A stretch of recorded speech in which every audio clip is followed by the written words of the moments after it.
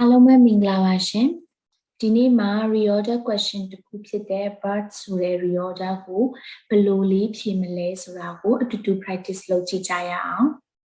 ပထမဦးဆုံး reorder ကိုဖြေတော့မယ်ဆိုရင် step number 1 skimming and scanning ကိုအရင်လုပ်ပါမယ်ဒီစာပိုက်ကို skim and scan လုပ်လိုက်တဲ့အခါမှာ birds feeding birds researchersဆိုတော့ feed ဒါတွေကိုမြင်နေဆိုတဲ့အခါကျတော့ဒီစာပိုက်ဒီ feeding birds နဲ့ပတ်သက်တဲ့အကြောင်းအရာလေးဖြေရမယ်ပေါ့ step number 2 topic sentence ကိုရှာမယ် topic sentence ကိုရှာဖို့အတွက်စာကြောင်းတစ်ကြောင်းချင်းစီရဲ့အစလေးတွေကိုလိုက်ဖတ်ကြည့်ရအောင် preliminary result result လို့ပြောတဲ့အတွက်ကြောင့်မလို့ဒီစာကြောင်းဒီ topic sentence မဖြစ်နိုင်ဘူး result ကိုပြောတာဖြစ်တဲ့အတွက်ကြောင့်မလို့အရှိမတစ်ခုခုသူကresearch တို့ experiment တို့တစ်ခုခုပါရမယ်ပေါ့နော်ဒီဟာကိုလုပ်တဲ့အခါကျမှ result ထွက်လာတယ်ဆိုတာဖြစ်တဲ့အတွက်ကြောင့်မလို့ဒါဒီ topic sentence မဖြစ်နိုင်ဘူးဒီစာကြောင်းကိုကြည့်လိုက်တဲ့အခါမှာဒီစာကြောင်းဒီ questions and answer approach အရာဆိုရင်တစ်ခါတလေကြာရင် question ဒီပထမဆုံး topic sentence ပထမဆုံးစာကြောင်းပေါ့နော်ဖြစ်နိုင်တယ်ပေါ့ဒါပေမဲ့လည်းမသိချသေးဘူးဆိုတော့နောက်ထပ်တစ်ကြောင်းကိုဆက်ဖတ်ကြည့်မယ် more than 50 million Americans engage in the practice American engage in the practice ဘာ practice ကိုပြောတာလဲဘာမှmention မလုပ်ထားဘူးပေါ့နော်ဒီဘာ practice ကိုပြောကြလဲဆိုတာ mention မလုပ်ထားတာဖြစ်တဲ့အတွက်ကြောင့်မို့လို့ဒါဒီလေ topic sentence ဖြစ်နိုင်ခြင်းမရှိဘူးပေါ့နော် according to experts feeding bird is probably the most common way in which people interact with wild animals today ဆိုတော့မသိချသေးဘူးခဏလေးထပ်ထားမယ် recently researchers at the Cornell Lab of Ornithology sought to answer these questions. The အဖြေကို this question လို့ပြောတဲ့အတွက်ကြောင့်မလို့ဒီနှစ်ခုကတော့အတွဲဖြစ်နိုင်တယ်နော် this question လို့ပြောတဲ့အတွက်ကြောင့်မလို့တူဒီတော့ topic sentence ဖြစ်နိုင်ဘူးဒီနှစ်ခုအတွဲဖြစ်နိုင်တယ်ဆိုဒါလည်းမဖြစ်နိုင်ဘူးဒါဒီ question ရဲ့ဒီသုံးခုရဲ့မှာဘယ်ဟာဖြစ်မလဲပေါ့နော်ဆိုတော့ဒီ question ကိုဖတ်လိုက်တဲ့အခါမှာ is what we are doing ငါတို့လုပ်တဲ့ဟာဒီဆိုတော့ဘာလုပ်တာလဲဘယ်အကြောင်းအရာကိုလုပ်တာလဲဆိုတာကို mention မလုပ်ထားဘူးဆိုတော့ဒီဥစ္စာဒီ question နဲ့ answer အတွဲဒီ topic sentence အတွဲမဖြစ်နိုင်တော့ဘူးဆိုတော့ဒီနှစ်ခုထဲကစဉ်းစားမယ်ဒီမှာလဲ in depth practice လို့ပြောတဲ့အတွက်ကြောင့်မို့လို့ practice ဒီ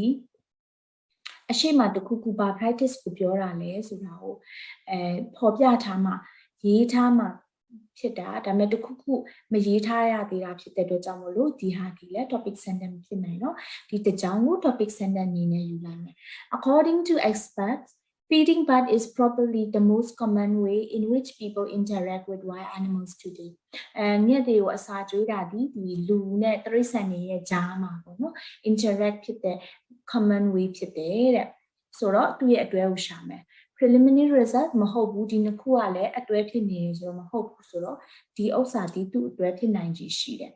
ဒါပေမဲ့လည်းဖတ်ကြည့်ကြမယ် more than 50 million Americans engage in the practice collectively undertaking an unwitting experiment on a vast scale ဆိုတော့သူ့အတွဲဖြစ်နိုင်တယ်ပေါ့နော် in the practice ဆိုတာကဒီ feeding bird ပေါ့လူတွေကငှက်ကိုအစာကျွေးတဲ့ဟာပေါ့ဒီ common way of interaction ဖြစ်တဲ့ဒီနည်းပေါ့နော်ဒီ practice မှာ Americans တွေက50 million Americans တွေကဒီမှာဒီလိုမျိုးနည်းမှာအဲ့လိုမျိုးပါဝင်နေကြတယ်ပေါ့နော်လှုပ်ဆောင်နေကြတယ်တဲ့ဆိုတော့ဒီ preliminary results ဒီနောက်ဆုံးစာကြောင်းဖြစ်လောက်တယ်ပေါ့နော် result ထွက်တယ်ဆိုတော့နောက်ဆုံးစာကြောင်းဖြစ်လောက်တယ်ဆိုတော့ဒီအတွဲလေးကိုနောက်ထပ်သူရဲ့အတွဲအနေနဲ့ယူလိုက်ကြည့်မယ်ယူလိုက်ပြီး reorder လုပ်လိုက်ပြီးရင်လည်းဖတ်ကြည့်အောင်မယ်ပေါ့ it's what we are doing good or bad for birds and ဒီဟာ what we are doing ဆိုတာဒီ what we are doing ဆိုတာခုနပြောတဲ့ feeding birds ကိုရည်ညွှန်းတာပေါ့နော်မြက်တွေကိုအစာကျွေးတာဒီမြက်တွေအတွက်ကောင်းသလားဆိုးသလားတဲ့ recently researchers at the Cornell Lab of Ornithology sought to answer this question ဆိုတော့ this question ဆိုတာဒီမေးခွန်းကိုပြောတာဒီအရှိမပြောထားတဲ့မေးခွန်းဖြစ်တဲ့အတွက်ကြောင့်မလို့ဒီအတွက်ဆိုတော့ preliminary research ပေါ့ဒီဟာဒီ researcher တွေဒီလောက်ကြ researcher တွေဒီ survey ကိုလုပ်တယ်